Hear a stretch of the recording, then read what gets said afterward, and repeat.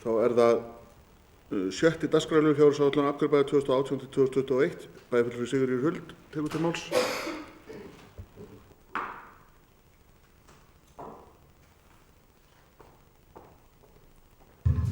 Forseti, ágætu bæjarfulltrúar.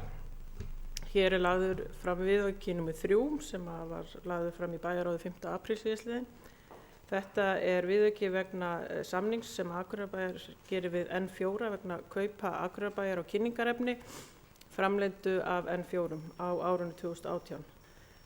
Útgjaldaaukning samtals 9,8 milljónir og mætt með lækkun á handbæru fé. Hér að ræða samning þar sem N4 mun gera ýmislegt kynningarefni fyrir bæinn og bæjarfélagið til þess að kynna okkar frábæra mannlíf hér og hvernig stofnanir bæjarins eru að vinna. Þannig að ég legg þetta hérna fram, takk.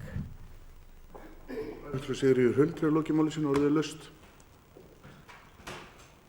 Þar sem enginn hefur kallað sér hljóðs þá göngum við til atkvæðagreiðslu. Þessi geta samþykkt eins og skefið merki. Það samþykkt samhljóða með 11 atkvæðum.